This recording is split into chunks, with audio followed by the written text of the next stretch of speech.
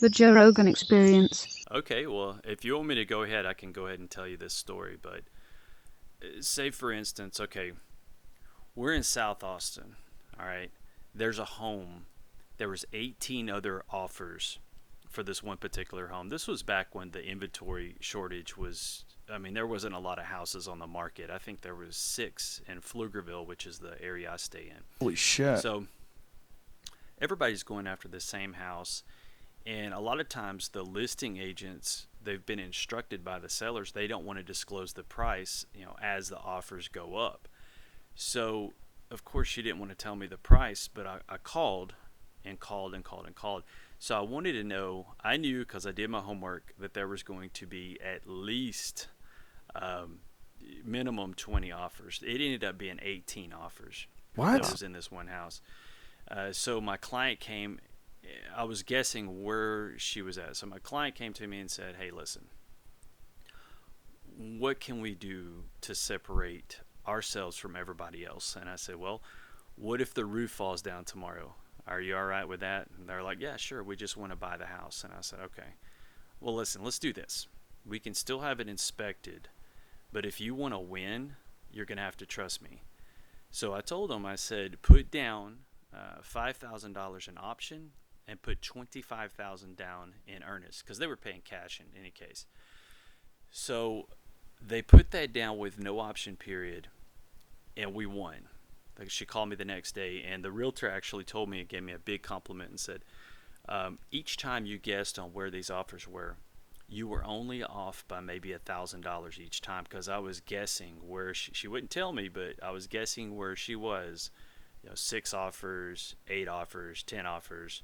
So that's how I was able to win that deal. That's kind of a badge of honor. So let me give you another example. My client had to sell 2 homes, one for 1.4 million, the other one for right at a million, and this was at the Cambridge downtown Austin, and I'm sure you've been through there.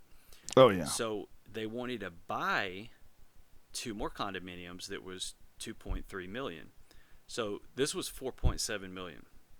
And I had when they as soon as they called me, I went to work immediately. Now keep in mind, if one of these houses didn't sell for whatever reason, all the deal, everything falls apart. So it was all or nothing. Holy shit. I had so many hurdles. I had to fire a title company during the process of this. So this title company, just to give you an idea, um, there's a rule back in 2000. They bought this back in 2010, but the rules changed maybe somewhere around 2019 to where if you buy a house, it can no longer be just in a trust like Bob Smith Trust. It has to be Bob Smith, comma, trustee, whoever that trustee is. Bob Smith, Sarah Jane. So you have to name a trustee now when you're buying property through a trust. Back then, they were grandfather claused in, and they had title insurance. Let me tell you how ridiculous this was.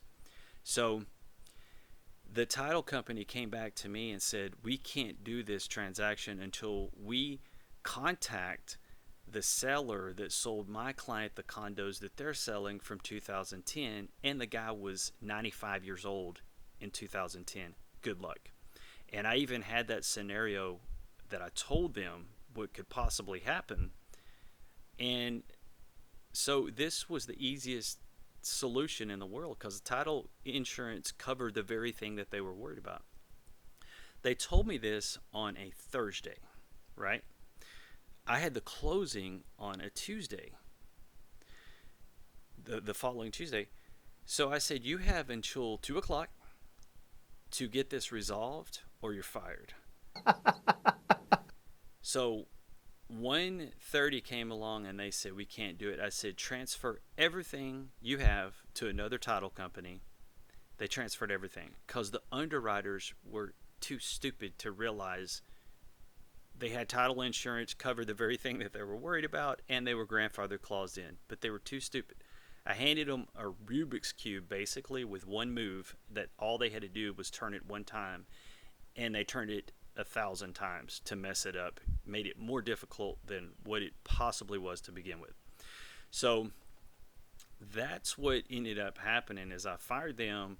The closing wasn't affected. The other title company resolved the issue within a day.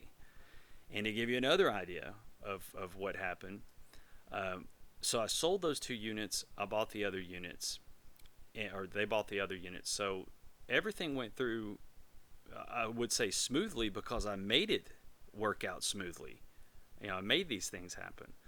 So that the moral of the story is, it's like, don't make things more difficult than what they need to be. And when people start overthinking things and start getting in, that's where you start complicating things, and it's like game over from there. Yeah, that's a giant issue. The Joe Rogan Experience.